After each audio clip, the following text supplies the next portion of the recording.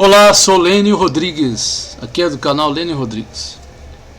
O intuito deste vídeo, de eu fazer esse vídeo, é mostrar para você, em algumas cenas que eu tenho observado desse filme chamado Chosen, né, Os Escolhidos, mostrar cenas, detalhes das cenas, onde estão incutidas mensagens que muitas das vezes passam despercebidas pelas pessoas, e elas não percebem exatamente o que está incutido ali naquela cena.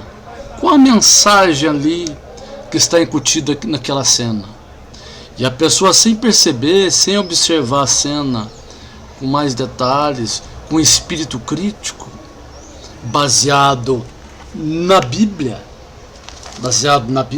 com orientação da Bíblia, a pessoa ela passa a receber esse filme quase como que bíblico, entende? Então eu quero mostrar para você o seguinte: este é um filme, assim como aquele filme, a novela de Jesus na Record, também é um filme, como qualquer outro filme que você for assistir, é um filme. Então cabe a você ter o conhecimento bíblico, ter o conhecimento das Escrituras, para entender o quanto que aquele filme está sendo bíblico ou não.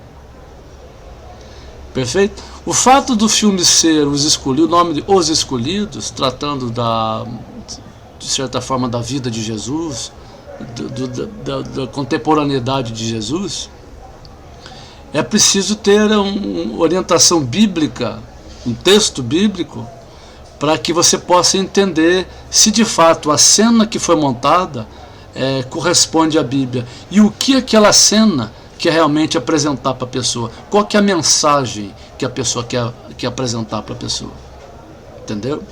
Um outro detalhe também importante: como se trata de um filme que trata sobre a vida de Jesus Cristo, o Senhor, a gente precisa fazer algumas perguntas antes de você assistir esse filme.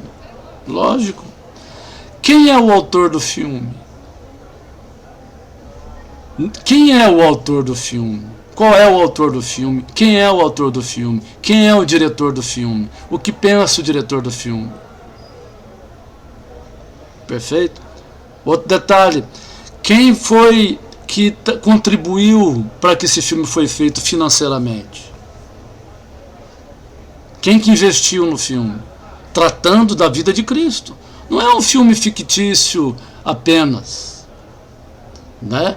Mas é um filme que trata da vida de Jesus. Portanto, tudo que se trata da vida de Jesus, temos que ter a Bíblia em mãos, conhecimento das Escrituras, para que a gente possa perceber de fato o que está sendo apresentado é bíblico ou não, e o quanto que esse filme quer falar a respeito de Jesus, e como ele quer falar da vida de Jesus, o que ele está querendo passar de verdade sobre quem foi Jesus. Você tem que se fazer essa pergunta. Se você é crente em Jesus Cristo, você tem que se fazer essa pergunta. Não tem como você fugir disso. Você não está assistindo um filme de Rambo, você não está assistindo um filme de ficção científica, você não está assistindo um filme policial, um filme de romance. Você está assistindo um filme que está falando da vida de Cristo Jesus. Então, se você é crente em Jesus Cristo, você tem que avaliar isso. Algumas coisas que eu descobri antes de falar da cena, antes de falar sobre a cena em si, de Jesus e Nicodemos. Eu vou abordar algumas questões que estão embutidas ali no filme que são antibíblicas. São antibíblicas, vocês vão perceber. Mas antes eu quero falar de algumas coisas. De uma coisa praticamente. O autor do filme, o diretor do filme, ele é católico romano. É católico romano. Você sabe o que um católico romano acredita? Você acha que um católico romano, ele acredita na Bíblia? Você acha que um católico romano acredita na Bíblia? O católico romano, ele não acredita na Bíblia. Não, ele não acredita na Bíblia. Ele lê a Bíblia, os que leem a Bíblia, os católicos romanos que leem a Bíblia, os que leem, e continuam sendo católicos romanos, então eles não tiveram ainda entendimento da Bíblia, porque eles continuam sendo católicos romanos. Não tem como. Não tem como você ler a Bíblia, meditar na Bíblia, se debruçar na Bíblia, buscar entendimento da Bíblia e continuar sendo católico romano. Não tem como isso acontecer. Não tem como. É a mesma coisa se chega e fala para alguém que é praticante lá do tal do candomblé. Aí se diz assim, não, eu conheço uma pessoa que é do candomblé. Tá, e daí? Ele lê a Bíblia. É, sim. Mas ele continua sendo do candomblé? Eu continuo, não, então ele não está entendendo a Bíblia. Ele já lê a Bíblia há quanto tempo? Ele já lê a Bíblia há mais de 5 anos. Mas continua sendo do candomblé? Eu continuo, não, então ele não está tendo entendimento da Bíblia. Então, você que é crente em Jesus Cristo, você tem que avaliar isso. Um outro detalhe, tá? Então este é um ponto que eu queria, isso é uma introdução, é um ponto que eu quero fazer você refletir. Você que é crente em Jesus Cristo. Você que é crente em Jesus Cristo. Eu quero que você avalie isso. Essa foi a minha introdução, ok? Agora eu vou começar a falar propriamente dito do que eu vou estar abordando sobre esta cena de Jesus e Nicodemos. Já falei que o autor, o diretor do filme é católico romano. Ok? Muito bem.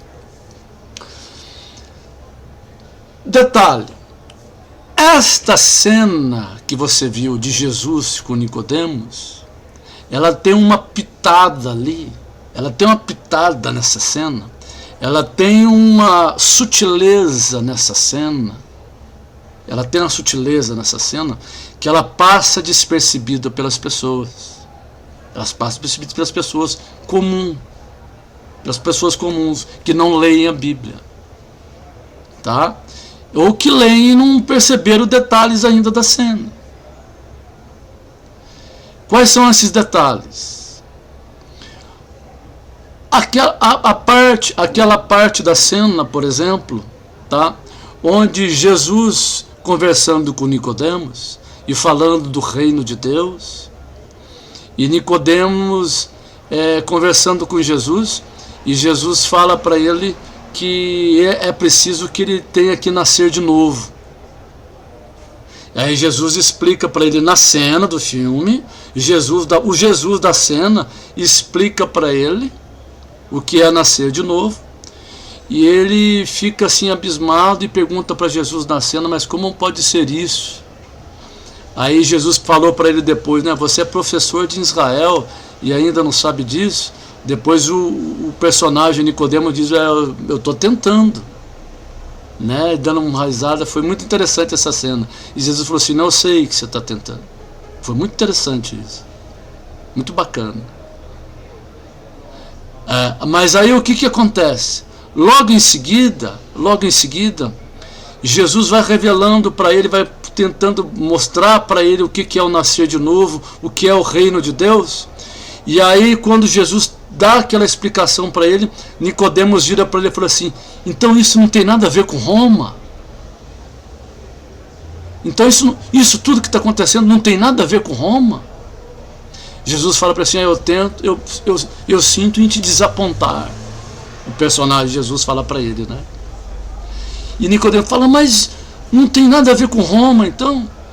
Aí Jesus fala, eu sinto desapontar. Ele falou assim, mas nós queremos ser, o que o personagem diz, e que é muito interessante, e que é bíblico, embora não esteja essas palavras na passagem bíblica, mas o que é bíblico foi quando Nicodemos, aquela indagação de Nicodemos, como diz, embora não esteja isso na passagem bíblica, mas é intuitivo entender quando a gente lê isso na Bíblia, quando Nicodemos se assusta ali e diz assim, então não tem nada a ver com Roma, porque nós estamos esperando ser liberto de Roma.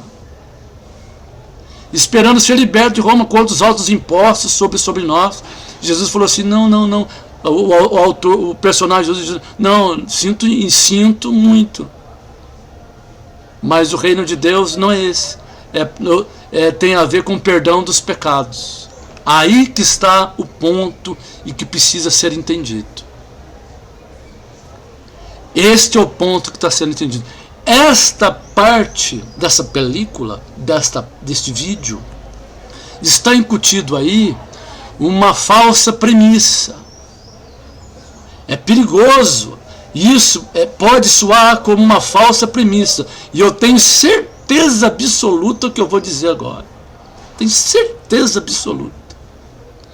Eu acho que 99% das pessoas, 99% das pessoas que assistiram essa cena vão entender assim, como está propondo a cena. Que Jesus, que esse Cristo veio para perdoar os pecados aqui, e essa vinda dele não tem nada a ver com a libertação do povo de Israel de Roma, com essa alta taxa de impostos sobre eles e sobre essa escravidão ainda que de certa forma Israel estava debaixo de Roma. 99% das pessoas, quando ver essa cena, vão deixar se incutir isso dentro da cabeça delas e vão entender o seguinte. 99% das pessoas, tenho certeza, que esta é a mensagem do Evangelho, que Jesus veio para perdoar os nossos pecados, para perdoar os hebreus, para perdoar Israel dos seus pecados. E isso não tem nada a ver com Roma, não tem nada a ver com a libertação de Roma e com a opressão de Roma. Isso é mentira. Isto é mentira. E eu vou mostrar para você na Bíblia que isso é mentira. Isso é mentira. Ok? Esta é uma forma de você fortalecer o catolicismo romano. Intuitamente, esta é uma forma de você fortalecer o catolicismo romano, que escraviza esse Brasil. Esse catolicismo romano que escraviza essa nação brasileira, de um povo que não conhece a Bíblia, que não lê a Bíblia, que não tem entendimento da Bíblia, porque são ensinados por padres, por bispos e por papa. Eu vou mostrar para você na Bíblia agora que esta cena está incompleta. E por ela estar incompleta, ela está transmitindo de alguma forma uma mensagem equivocada.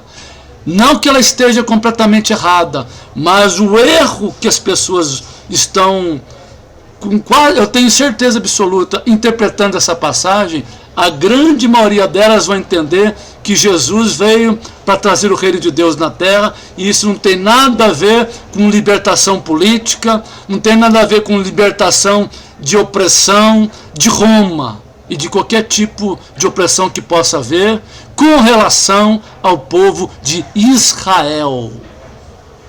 Porque Nicodemos era israelita. Nicodemos é um personagem bíblico israelita. Então você tem, toda vez que você ler o texto bíblico, você tem que ter entendimento por que aquela passagem está ali, o que aconteceu ali, e no que o texto está falando, e no que a mensagem do texto está trazendo. Vocês vão entender agora. Eu vou ler aqui no livro de Lucas, o Evangelho de Lucas, no capítulo 4, Evangelho de Lucas, capítulo 4, a partir do versículo 14. Lucas capítulo 4, versículo 14. Está escrito assim: Então, pela virtude do Espírito, voltou Jesus para a Galiléia, e a sua fama correu por todas as terras em derredor. E ensinava nas sinagogas, e por todos era louvado. E chegando a Nazaré, onde foi criado, entrou num dia de sábado, segundo o seu costume, na sinagoga, e levantou-se para ler. Jesus foi num sábado, lá na sinagoga, e levantou-se para ler. Olha o que aconteceu agora, e o que ele leu. E foi-lhe dado o livro do profeta Isaías. E quando abriu o livro, achou o lugar em que estava escrito: O Espírito do Senhor é sobre mim, pois que me ungiu para evangelizar os pobres, Enviou-me a curar os quebrantados do coração, a apregoar liberdade aos cativos, e dar vista aos cegos, e pôr em liberdade os oprimidos, e anunciar o ano aceitável do Senhor. Ponto. Aí parou de ler. Só que se você for lá no livro de Isaías, onde está esse texto que Jesus leu, olha o que está escrito lá no livro de Isaías. O texto que Jesus leu. Olha o que está escrito lá. Lá para Isaías capítulo 61. Olha o que está escrito lá. O texto que Jesus leu. Deixa eu abrir aqui. Isaías capítulo 61. Olha o que está escrito. O texto que Jesus leu. Isaías 61, a partir do versículo 1, está escrito assim: o Espírito do Senhor Jeová está sobre mim, porque o Senhor me ungiu para pregar boas novas aos mansos, enviou-me a restaurar os contritos de coração e a proclamar liberdade aos cativos e abertura de prisão aos cegos, a apregoar o ano aceitável do Senhor. Jesus leu até aqui. O finalzinho Jesus não leu. Olha o finalzinho que Jesus não leu. É o dia da vingança do nosso Deus. Olha o que Jesus não leu. O finalzinho Jesus não leu. Que é o quê? E o dia da vingança do nosso Deus. Presta atenção. Jesus, quando veio, Deus se fez carne, que foi Jesus Cristo, Deus que se fez carne, a Bíblia diz assim: e ele veio para os seus, mas os seus o rejeitaram. Jesus veio na terra por causa de quem? Por causa do brasileiro?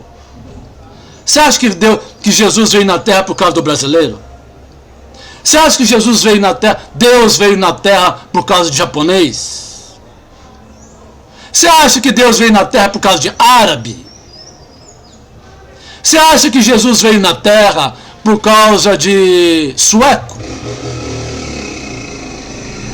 Não. Deus veio na terra por causa de um povo que Jesus escolheu, o povo escolhido. Quem é o povo que Deus escolheu para que Deus fizesse carne para vir na terra? Quem é esse povo? Quem que é essa etnia? Quem que é? Israel. Eu vou colocar aqui no vídeo as indicações do texto. Então a Bíblia diz que Deus veio aqui por causa de Israel. Então, choosing. O contexto que a gente pode abordar é o seguinte: o escolhido de Deus, para quem Deus veio na terra, é Israel. É o povo de Israel. É o povo judeu. É o povo de Israel. Portanto, qual foi a indagação ali de Nicodemos? Quando Jesus falou para ele assim, quando ele virou para Jesus e falou assim: então não tem nada a ver com Roma? O Senhor então não tem nada a ver com Roma? Esse reino então não tem nada a ver com Roma? O Senhor não veio para não nos libertar de Roma? Jesus falou para ele, o personagem Jesus falou para ele assim: eu sinto muito. Então, o que a gente precisa entender? A mensagem correta do texto, a mensagem correta do Evangelho é o seguinte: Jesus Cristo, o eterno Deus, se fez carne para buscar Israel. Só que o tempo em que Deus vai completar esta transformação do povo de Israel, do povo judeu, e salvar o povo israelita, este tempo está mostrado na Bíblia. Esse tempo foi dividido. Foi dividido. Eu vou mostrar aqui os textos. Esse tempo foi dividido. O primeiro tempo foi que Deus veio para resgatar Israel, mas Israel não quis, a grande maioria não quis, rejeitou o Senhor Jesus Cristo. Depois, aí a Bíblia fala assim: e por causa da rejeição de Israel veio a salvação para todos os outros povos que crerem em Jesus Cristo. Por isso que o texto bíblico diz que ele veio para os seus, mas os seus os rejeitaram. Mas por causa da rejeição de Israel, Paulo diz lá no livro de Romanos, veio a salvação para os gentios. Quem são os gentios? Todos aqueles que não são israelitas. Portanto, o que acontece? A igreja romana, a igreja católica romana, ela é praticamente a mãe, a igreja católica romana, ela é praticamente a mãe de um sistema teológico chamado aliancismo, teologia do pacto. Que teologia que é essa? Que diz que Israel agora não pertence mais às prioridades de Deus. Israel agora, Deus não tem mais nenhum tipo de aliança, de salvação e de libertação de Israel da opressão de Roma e da opressão dos povos. E com isso a Igreja Católica se colocou no lugar do povo judeu, dizendo que agora o povo de Deus na terra, no que diz respeito a poder neste mundo, para se colocar como um trono neste mundo e governar o mundo, é a Igreja de Roma. Esta é a mensagem do catolicismo romano. Isto é catolicismo romano. Isto é catolicismo romano. Isto que é o catolicismo romano.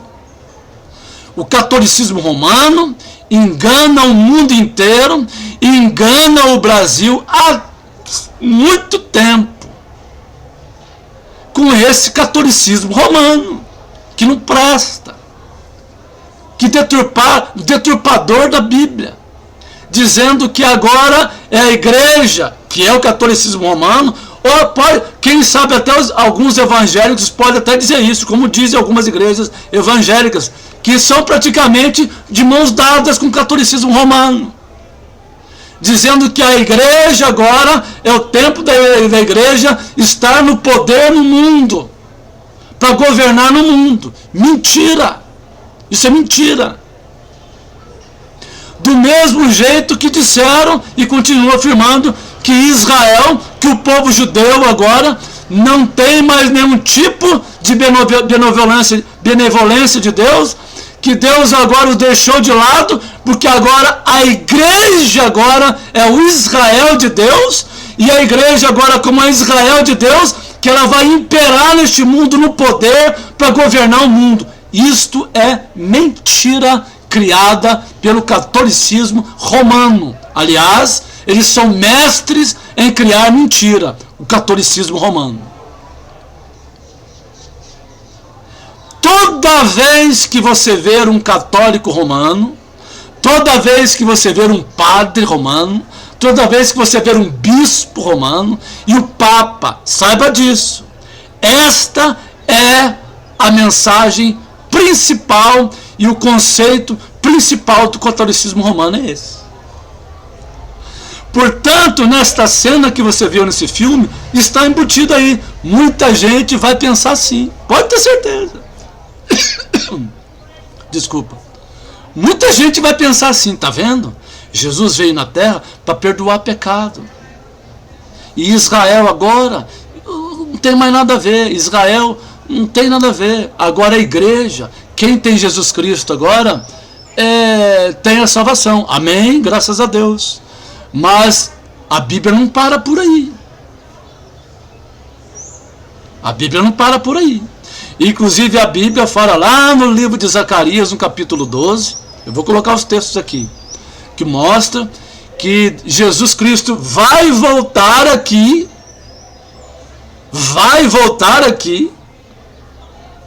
e no dia que ele voltar aqui, e ele for assentado no trono em Jerusalém, ele vai governar um mundo. Com quem? Com os brasileiros? Não. Vai governar o mundo com os suecos? Não. Vai governar o mundo com os asiáticos?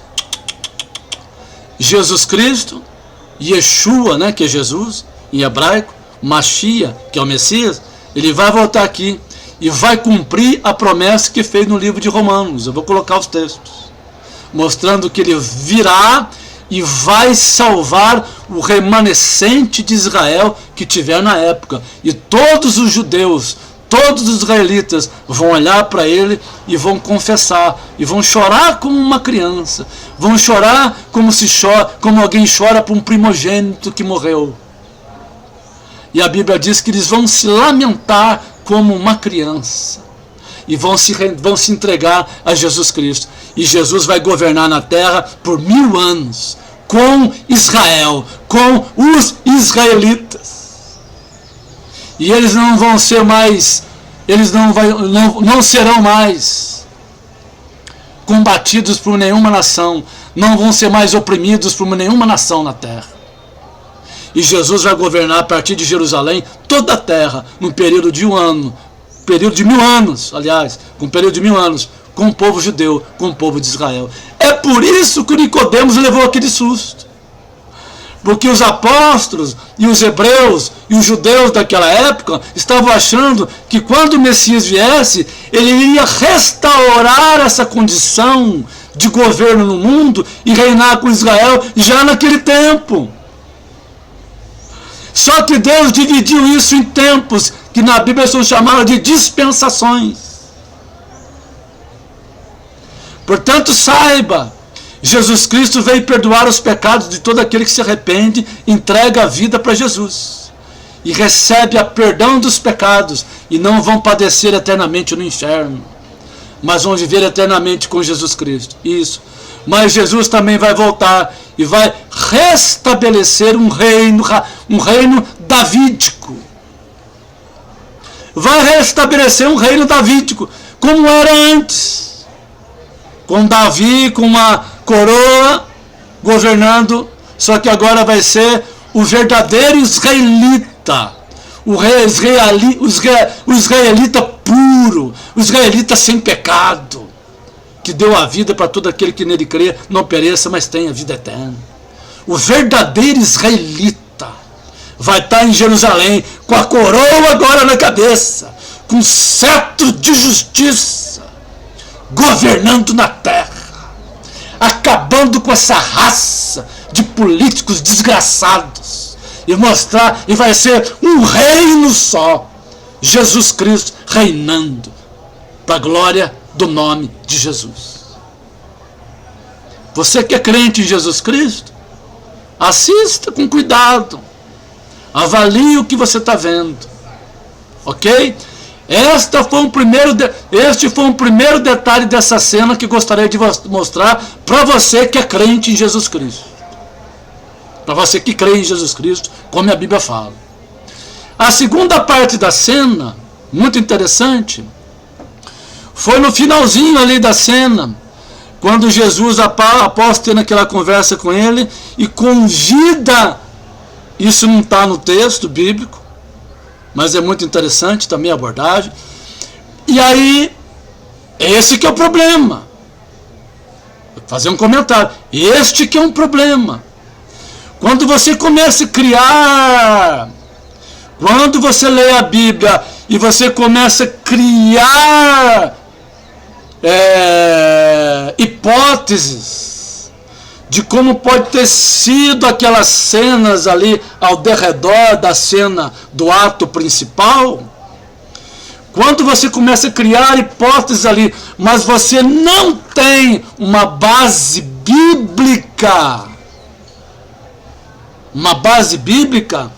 você foge da concepção bíblica e pode começar a criar cenas que vão contra os conceitos e os princípios que a Bíblia abordou. Mas como a pessoa não tem um entendimento bíblico dos preâmbulos, do que está acontecendo naquela parte, e ela não tem entendimento, porque ela não é nascida de novo, como Jesus falou para Nicodemos, como ela não é nascida do Espírito, como ela não se converteu a Jesus Cristo, e ela ainda não entende a Bíblia, ela vai criar cenas antibíblicas. E a próxima parte da cena antibíblica que eu vou mostrar para você, você vai entender agora. Você que é crente em Jesus Cristo. Que parte da cena é essa? É quando Jesus está falando com ela, com Nicodemos, e ali falando com Nicodemos,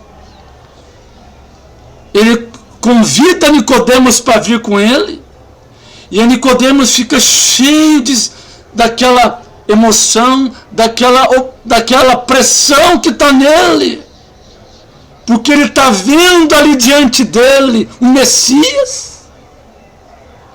e o Messias está chamando-o para vir com ele. E aí ele se levanta na mesa, junto com Nicodemos, e um pouquinho antes de levantar, Jesus faz o convite, e Jesus mostra para ele, realmente você é um homem de posição, você tem muita coisa a perder. É Jesus lançando, o personagem Jesus lançando para ele ali, né? Tal, e aí mostrando para ele poder fazer a avaliação, de fato você tem muito a perder, né? E aí ele se levanta, aí Nicodemos vai e ajoelha.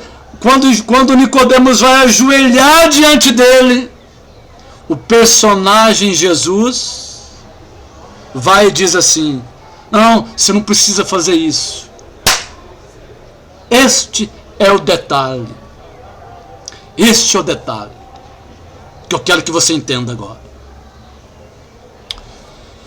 Existe uma filosofia de pensamento e que é chamada de humanismo, ok? O humanismo, o conceito fundamental do humanismo é colocar o homem como centro de si mesmo, como o homem o fim de si mesmo, ok? Portanto, este humanismo não crê em Deus. Este humanismo tem o homem como centro de todas as coisas, ok?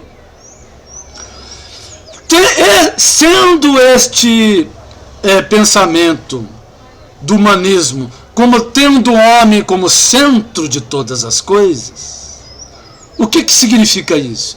O que converge a isso? Converge no seguinte: de tudo que os que acreditam neste conceito, nesta filosofia chamada de humanismo, certo? Que é algo tremendamente falso e diabólico.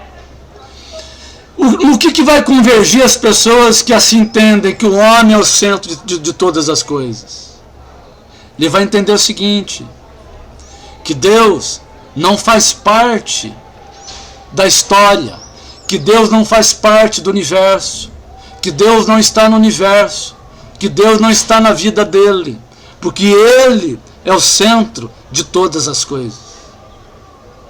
Então, quando você vê uma cena desse personagem Jesus dizer para um homem, um judeu, ali, que estava tendo a revelação dele de quem é o Messias, dizer a ele: você não precisa fazer isso, ou seja, você não precisa se prostrar diante dele, diante de Jesus Cristo. Cara, isso é totalmente antibíblico. Porque a humanidade de Jesus, não o torna completamente humano sem a divindade. Não, isso não existe. Este é um pensamento antibíblico. Não existe um Jesus completamente humano sem ter um Deus nele, sem ser Deus ao mesmo tempo. Não existe essa possibilidade na Bíblia. Então esta é uma tacada, foi uma tacada que foi colocada, talvez até sem pensar, por ignorância, ou quem sabe foi proposital, para mostrar uma humanidade de Jesus que não existe. Essa humanidade em Jesus não existe. Não existe. Porque se esta humanidade em Jesus existisse, ele não poderia ser Deus. Não tem como. Em 1 João capítulo 5, versículo 21, em 1 João capítulo 5, versículo 20 e 21, eu vou ler para você. 1 João capítulo 5, versículo 20 e 21.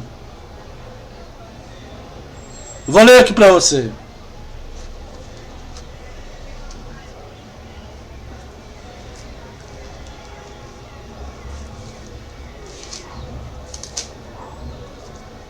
Primeiro João, capítulo 5, versículo 20 e 21. Olha o que está escrito.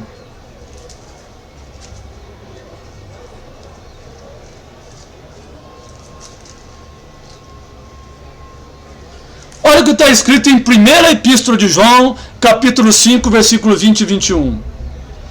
E sabemos que já o Filho de Deus é vindo, e nos deu entendimento para conhecermos o que é verdadeiro.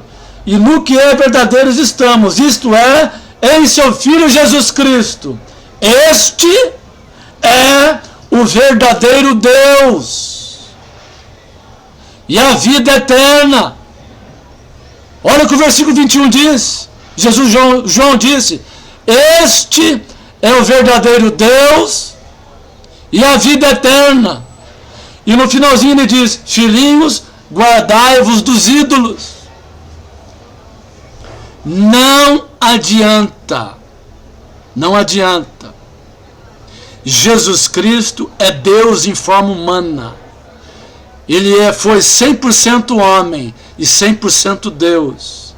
Mas a humanidade de Jesus Cristo nunca o tornou, nunca.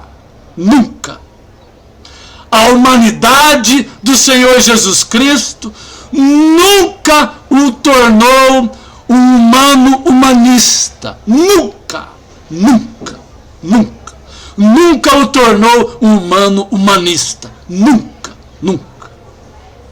Portanto, Nicodemos se prostrar diante de Jesus Cristo seria o mais óbvio que se esperasse dele. O que se espera de alguém quando se pensa em Jesus Cristo? Se prostrar diante dele, se ajoelhar diante dele, se curvar diante dele.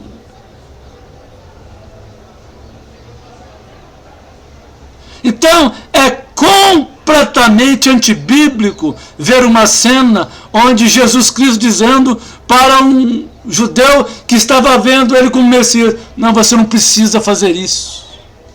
Isto é coisa de humanista, que não crê em Deus. Ok? A libertação de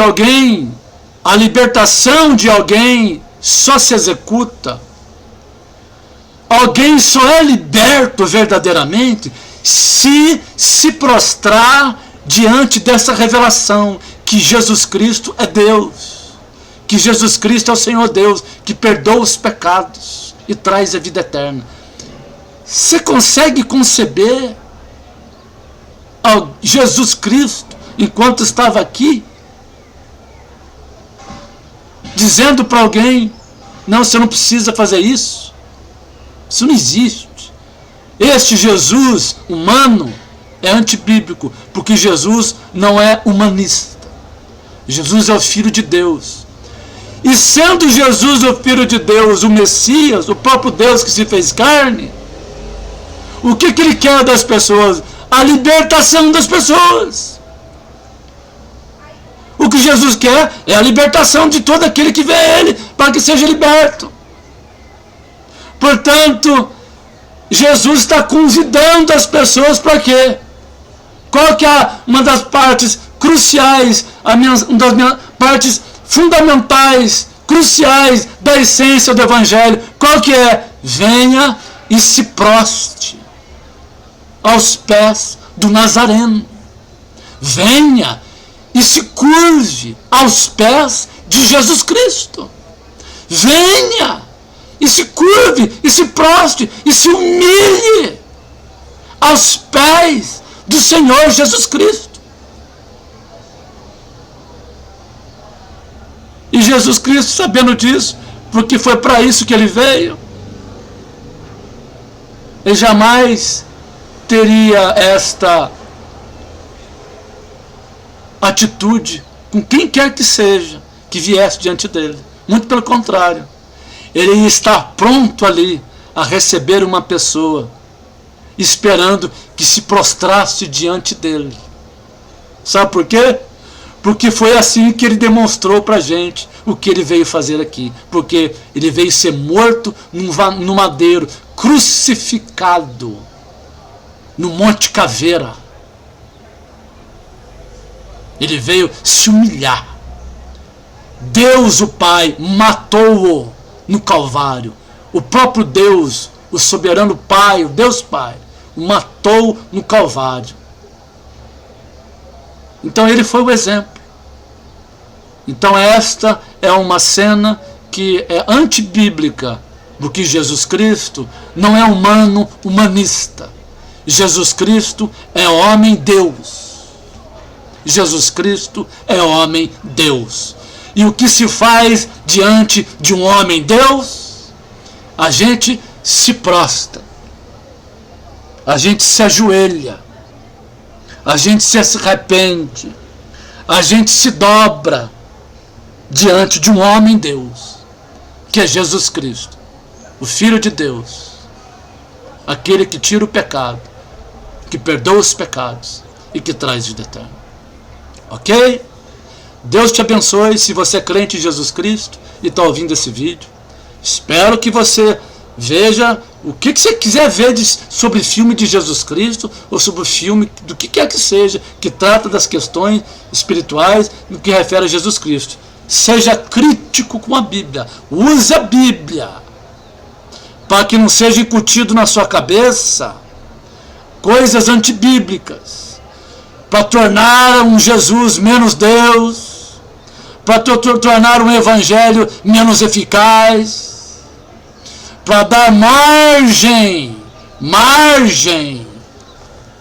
para outras coisas antibíblicas. Ok? Só mais um comentário.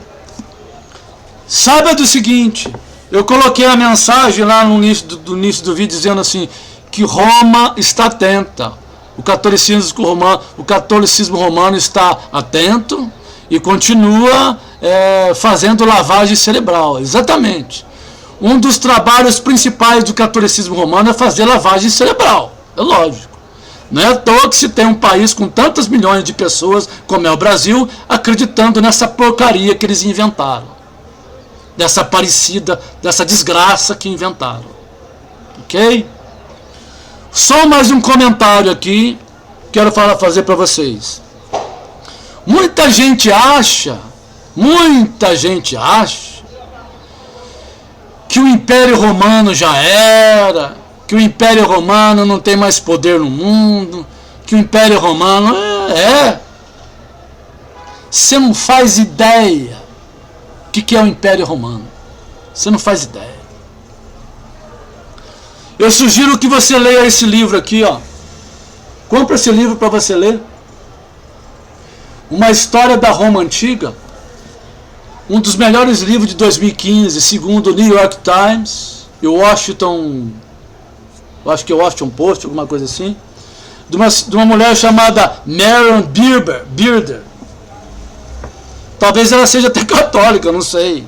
E ela escreve aqui muitos detalhes sobre este livro, mostrando como que nós vivemos hoje em dia. Você que é brasileiro, os europeus, o mundo inteiro, grande parte do mundo, vive hoje em dia com preceitos, com conceitos que foram elaborados pelo Império Romano que está no mundo. A política veio de Roma. A política é romana. Esse modelo de política que existe no Brasil é romano 2 vezes. Esse modelo de política que existe no Brasil é romano 2 vezes, porque tem Senado, né? E esse conceito de Senado, tudo mais, isso tudo veio do Império Romano. E o segundo motivo porque a política no Brasil também tem tudo a ver com Roma, porque isso aqui, a nossa política, é uma coisa desgraçada, é uma coisa diabólica, é uma coisa do diabo, é uma coisa do inferno. Porque assim eles eram também no tempo deles, diabólicos, infernais, eram diabos andando no corpo de gente. Então, nós vivemos com tudo que se tem de conceito do direito, o conceito da Constituição, o conceito de política, é tudo baseado em Roma, praticamente. Então saiba, o Império Romano está mais vivo do que você imagina. Está mais vivo do que você imagina. Ok? Deus te abençoe. Em nome de Jesus Cristo. Deus te abençoe.